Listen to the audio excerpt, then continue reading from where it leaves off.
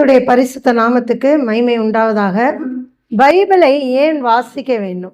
கிறிஸ்தவர்களுக்கு முக்கியமான ஒரு காரியமே இந்த பைபிள் தான்.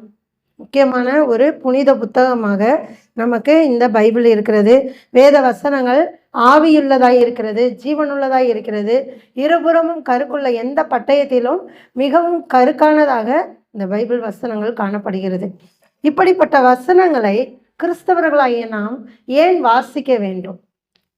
கிறிஸ்தவ வாழ்க்கை என்றாலே ஒரு காயின்ல எப்படி 2 பக்கம் இருந்தால் தான் அது செல்லுமோ, அதே போல கிறிஸ்தவ வாழ்க்கையிலையும் 2 காரியங்கள் மிக மிக முக்கியமானது.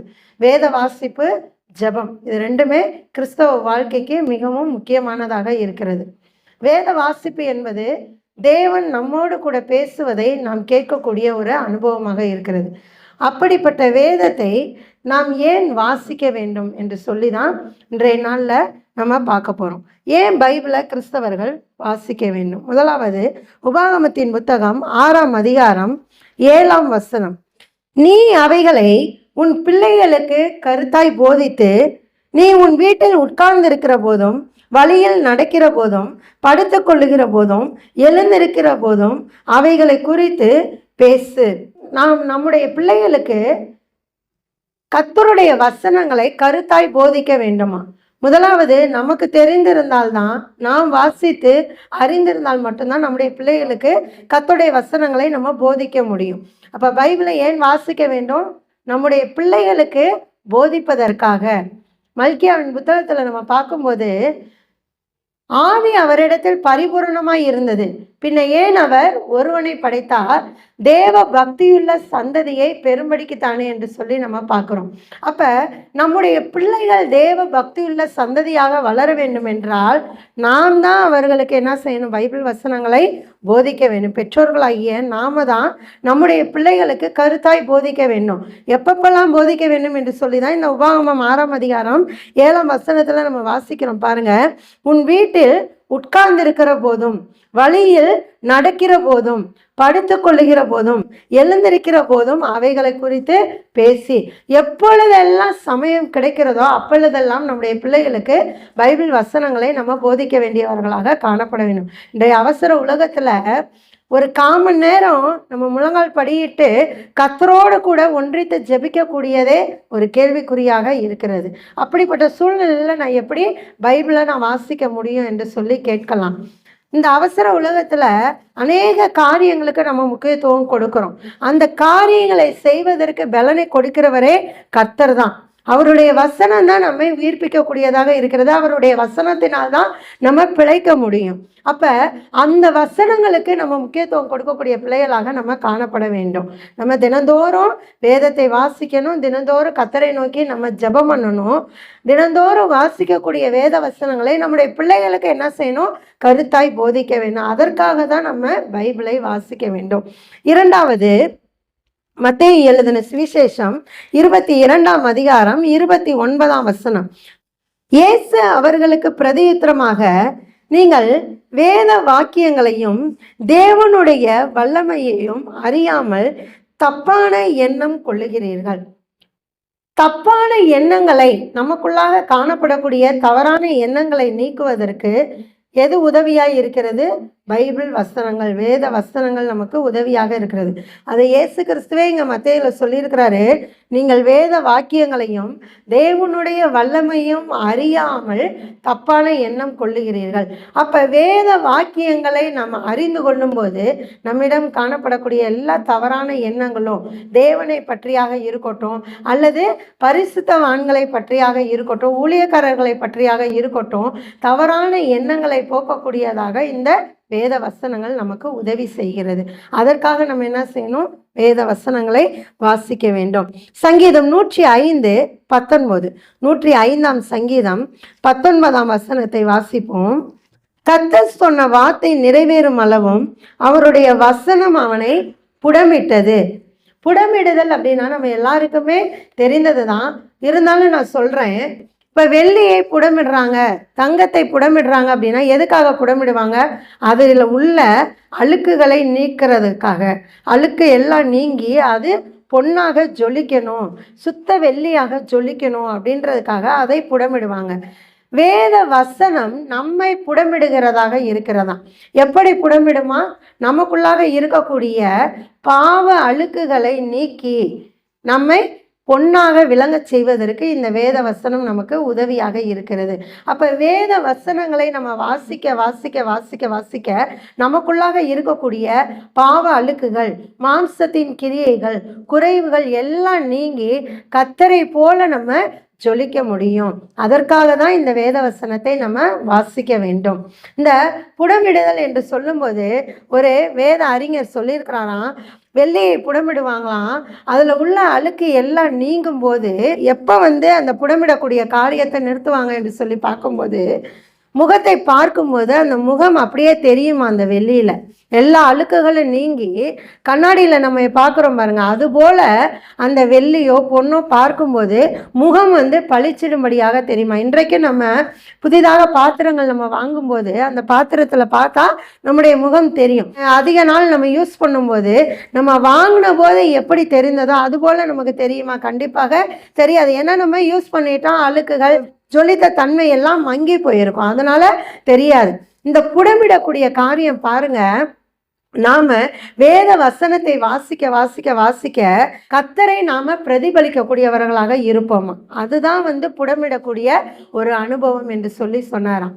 அப்ப பாருங்க, இந்த வேத வசனத்தை நம்ம வாசிக்கும் போது நம்ம கர்த்தரை போல கிறிஸ்துவை போல ஜொலிக்கக்கூடியவர்களாக நம்ம காணப்படுவோம். அதுதான் புடமிடக்கூடிய அனுபவம். அதற்காக தான் நம்ம வேத வசனத்தை வாசிக்கணும். ஏதோ வாரத்தில் ஒரு நாள் வந்தோம் போனோம் என்று இல்லாதபடிக்கு நம்ம வரும்போதெல்லாம் கேட்கக்கூடிய வசனங்கள் நம்முடைய வாழ்க்கையை புடமிடக்கூடியதாக காணப்பட வேண்டும். புடமிடப்படும் போது நம்மில் கர்த்தராகிய இயேசு கிறிஸ்து வெளிப்படுவார். நமக்குள்ளாக இருக்கக்கூடிய இயேசு கிறிஸ்துவை மற்றவர்கள் காண்பாங்க. அதுதான் புடமிடக்கூடிய அனுபவம். அதற்காக தான் நம்ம வேத வசனத்தை வாசிக்க வேண்டும். மத்தேயு எழுதின சுவிசேஷம் 7ஆம் அதிகாரம் 24ஆம் வசனம். ஆகையால் நான் சொல்லிய இந்த வார்த்தைகளை கேட்டு இவைகளின்படி செய்கிறவன் எவனோ அவனை கன்மலையின் மேல் தன் வீட்டை கட்டின புத்தியுள்ள மனுஷனுக்கு ஒப்பிடுவேன். நம்முடைய புத்தியை தெளிவுள்ள ஒரு புத்தியாக மாற்றுவதற்கு இந்த வசனம் நமக்கு உதவி செய்கிறது. பாருங்க, நான் சொல்லிய இந்த வார்த்தைகளை கேட்டு இவைகளின்படி செய்கிறவன் எவனோ. கர்த்தர் சொல்லக்கூடிய வார்த்தைகளை கேட்டு அவைகளின்படி செய்கிறவனை யாருக்கு கர்த்தர் ஒப்பிடுறாராம்? புத்தியுள்ள மனுஷனுக்கு ஒப்பிடுறாராம். கன்மலையின் மேல வீட்டை கட்டின புத்தியுள்ள மனுஷனுக்கு ஒப்பிடுகிறார். அப்ப வேத வசனங்களை வாசிக்க வாசிக்க நம்முடைய புத்தி என்ன செய்து அவருக்குள்ளாக மெருகேற்றப்படுகிறது. நல்ல புத்தியாக நம்முடைய புத்தி மாறுகிறது. எல்லா தீய எண்ணங்களும் நம்மை விட்டு அகன்று நம்முடைய புத்தி தெளிவான ஒரு புத்தியாக, ஏன்னா சொல்லப்பட்டிருக்கு 26ஆம் வசனத்துல, நான் சொல்லிய இந்த வார்த்தைகளை கேட்டு இவைகளின்படி செய்யாதிருக்கிறவன் எவனோ அவன் தன் வீட்டை மணலின் மேல் கட்டின புத்தி இல்லாத மனுஷனுக்கு ஒப்பிடுவேன் அப்படின்னு சொல்லி சொல்றார். அப்ப வேத வசனங்களை நம்ம வாசித்து அவைகளின்படி செய்யும் போது நாம் எப்படிப்பட்டவர்களாக மாற்றப்படுகிறோம்? புத்தியுள்ள பிள்ளைகளாக மாற்றப்படுகிறோம். அப்ப நம்ம புத்தியுள்ள பிள்ளைகளாக மாறணும் அப்படின்னா என்ன செய்யணும்? வேத வசனங்களை வாசிக்கணும், அவைகளின்படியாக நம்ம செய்யணும். அப்போஸ்தலர் 17ஆம் அதிகாரம் 11ஆம் வசனம்.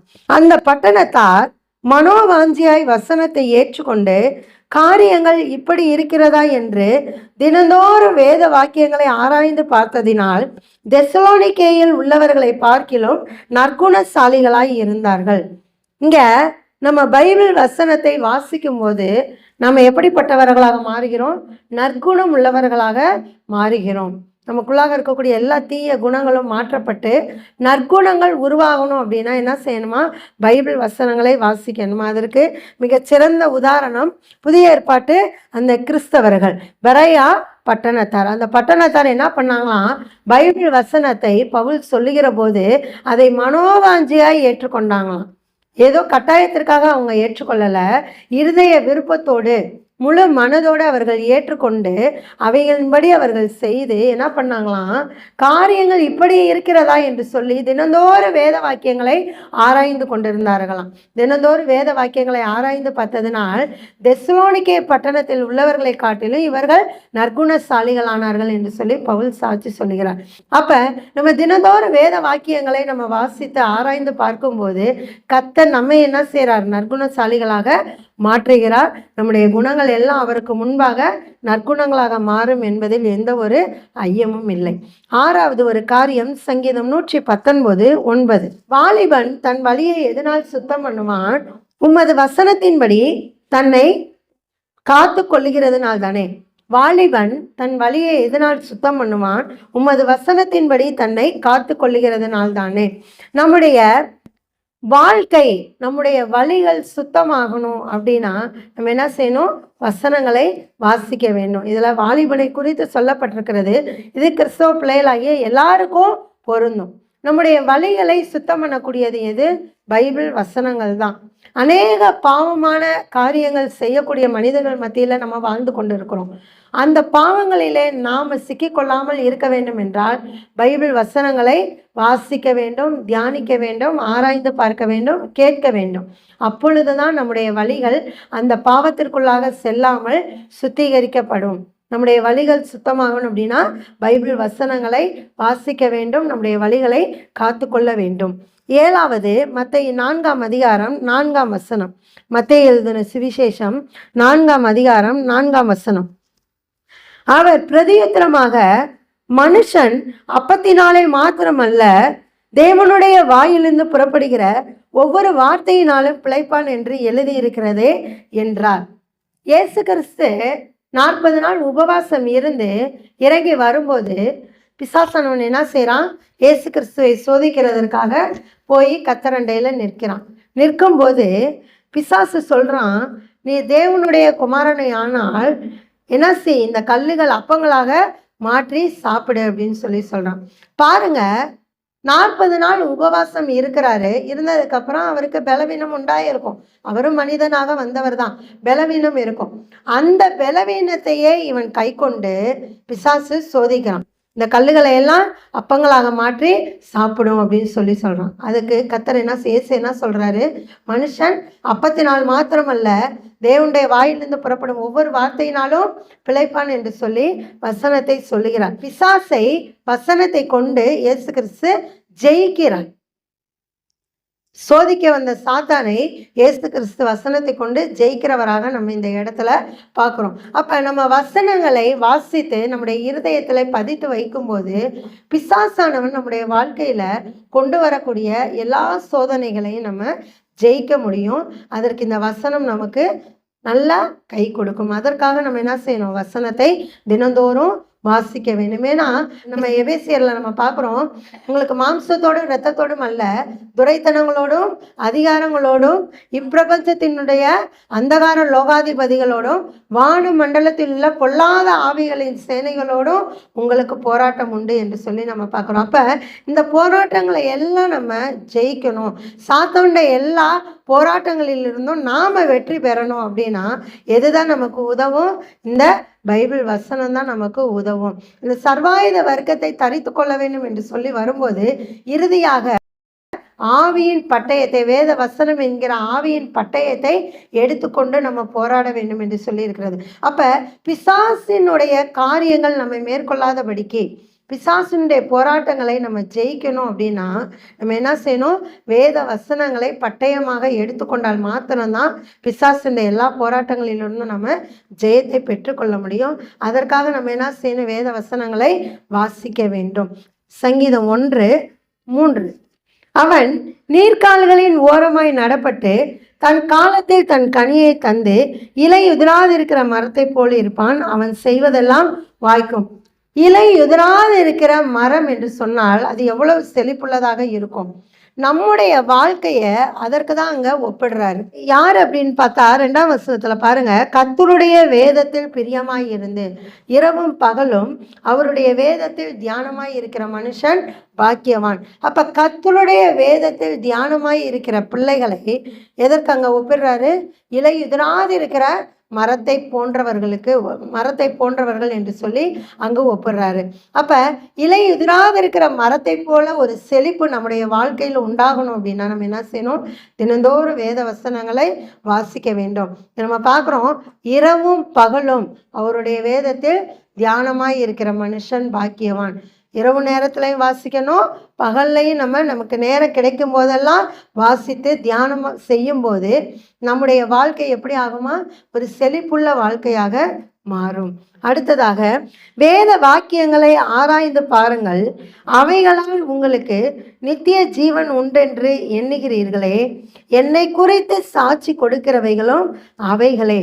வேத வாக்கியங்களை, பைபிள் வசனங்களை நாம் ஏன் வாசிக்க வேண்டும் என்று சொல்லி நம்ம பார்த்தோம்னா, அவைகளால் நமக்கு என்ன இருக்கு? நித்திய ஜீவன் உண்டு. யோவான் 5ஆம் அதிகாரம் 39ஆம் வசனம். வேத வாக்கியங்களை ஆராய்ந்து பாருங்கள், அவைகளால் உங்களுக்கு நித்திய ஜீவன் உண்டு. நம்ம வேத வாக்கியங்களை ஆராய்ந்து பார்க்கும்போது நமக்கு என்ன கிடைக்கிறது? நித்திய ஜீவன் கிடைக்கிறது. அதற்காக நம்ம என்ன செய்யணும்?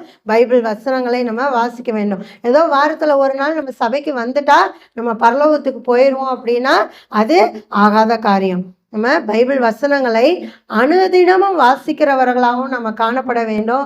வாரத்தின் முதல் நாள் நம்ம கூடி வருவது ஒருமனப்பட்டு ஜெபிப்பதற்காக, கர்த்தருடைய நாமத்தை ஒருமனப்பட்டு துதிப்பதற்காக, அவருடைய பந்தியிலே பங்கு பெறுவதற்காக நம்ம ஆராதனைக்கு வரோம். மற்ற நாட்களில் நம்ம என்ன செய்கிறோம்? தினந்தோறும் என்ன செய்யணும்? வேத வாக்கியங்களை அந்த பெரையா பட்டண தாயர் போல நம்ம வாசிக்க வேண்டும், நற்குணசாலிகளாக மாற வேண்டும். அப்பொழுது தான் நம்ம என்ன செய்ய முடியும்? நித்திய ஜீவனுக்குள்ளாக பிரவேசிக்க முடியும். இறுதியாக ஏன் நம்ம வேதத்தை வாசிக்கணும் என்று சொல்லி நம்ம பார்க்கும்போது, லூக்கா எழுதின சுவிசேஷம் 4ஆம் அதிகாரம் 16ஆம் வசனம். தாம் வளர்ந்த ஊராகிய நாசரேத்துக்கு அவர் வந்து தம்முடைய வழக்கத்தின்படியே ஓய்வு நாளில் ஜெப ஆலயத்திலே பிரவேசித்து வாசிக்க எழுந்து நின்றார். இங்கே இயேசு கிறிஸ்துவை குறித்து சொல்லப்பட்டிருக்கிறது. இயேசு கிறிஸ்து தாம் வளர்ந்த ஊராகிய நாசரேத்துக்கு வந்து தம்முடைய வழக்கத்தின்படியே ஓய்வு நாளில் ஜெப ஆலயத்திலே பிரவேசித்து, அவர் வழக்கம் என்ன அப்படின்னா, ஓய்வு நாள் தோறும் ஜெபாலயத்துள்ளாக போய் என்ன செய்வாராம்? வாசிக்க எழுந்து நின்றார் என்று சொல்லி பார்க்குறோம். அப்போ இறுதியாக இயேசு கிறிஸ்து வேதத்தை வாசித்தார். அதனால் நாமளே என்ன செய்யணும்? ஒரு இடத்துல நம்ம பார்க்குறோம், அவரை விசுவாசிக்கிறவர்கள் அவர் செய்த கிரியைகளையும் செய்வார்களாம், அதற்கு மேற்பட்ட கிரியைகளை செய்வார்கள் அப்படின்னு சொல்லிட்டு நம்ம பார்க்குறோம். அப்போ பாருங்க, நம்ம இயேசு கிறிஸ்துவை போலவே நாமளும் நடந்து கொள்ள வேண்டும். இயேசு கிறிஸ்து எவ்வாறு வேத வசனத்தை வாசித்தாரோ அதுபோல நாமளும் வாசிக்கிறவர்களாக இருக்க வேண்டும். ஏன் அப்படின்னா, வேத வாசிப்பு மட்டும்தான் நம்முடைய வாழ்க்கையை சரியான வழியில் நடத்தும். நம்மை மாத்திரமல்ல, நம்முடைய குடும்பத்தையும் சரியான வழியிலே நடத்த வேண்டும் என்று சொன்னால் வேத வாசிப்பு மட்டும்தான் நமக்கு கை கொடுக்கும். எனவே நம்ம என்ன செய்யணும்? நேரம் கிடைக்கும் போதெல்லாம் வேதத்தை எடுத்து வாசிப்போம். நமக்கும் நம்முடைய குடும்பத்தாருக்கும் ஆசீர்வாதமாக நாம் இருப்போம். ஜெபம் செய்வோம். ஸ்தோத்திரம் கர்த்தாவே, அப்பா துதிக்கிறோம் தகப்பனே. இந்த நாளிலே நீர் எங்களுக்கு கொடுத்த வேதத்தை நாங்கள் ஏன் வாசிக்க வேண்டும் என்று சொல்லி அநேக காரியங்களை நாங்கள் கற்றுக்கொண்டோமே தகப்பனே. இதோ இறுதியாக இயேசு கிறிஸ்துவானவர் நீர் வாசித்தீரே தகப்பனே. இப்போ உம்மை பின்பற்றுகிற பிள்ளைகளாகிய நாங்களும் உம்மை போலவே வேதத்தை வாசித்து எங்களுக்கும் எங்களுடைய குடும்பத்தாருக்கும் நாங்கள் ஆசீர்வாதம் உள்ள பாத்திரங்களாக விளங்க கர்த்தர் எங்களை தகுதிப்படுத்துங்க என்று சொல்லி நாங்கள் ஜெபிக்கிறோம். நித்திய ஜீவனுக்குள்ளாக பிரவேசிப்பதற்கு இந்த வேத வசனம் ஒன்றே எங்களுக்கு கை கொடுக்குமே தகப்பனே. வேத வசனத்தை வாசித்து அதன்படி நடக்க கர்த்தர் எங்களுக்கு கற்றுத்தாங்க. இந்த யாக்கோபிலே நாங்கள் வாசிக்கிறபடியாக அப்பா, நாங்கள் வசனத்தை கேட்கிறவர்கள் மாத்திரமல்ல, அதன்படி செய்கிறவர்களாக எங்களை நீர் ஒவ்வொருவரையும் நீர் பக்குவப்படுத்தும்படிக்காக நாங்கள் ஜெபிக்கிறோம். கர்த்தர் தொடர்ந்து ஆசீர்வதிங்க. வேத வசனத்தை வாசிக்க கர்த்தர் எங்களை இன்னும் அதிகமாக ஆவியிலே அனலுள்ளவர்களாக மாற்றுங்க. இயேசுவின் நாமத்தில் ஒப்பு கொடுத்து ஜெபிக்கிறோம் எங்கள் ஜீவனுள்ள தூய பிதாவே. ஆமென்.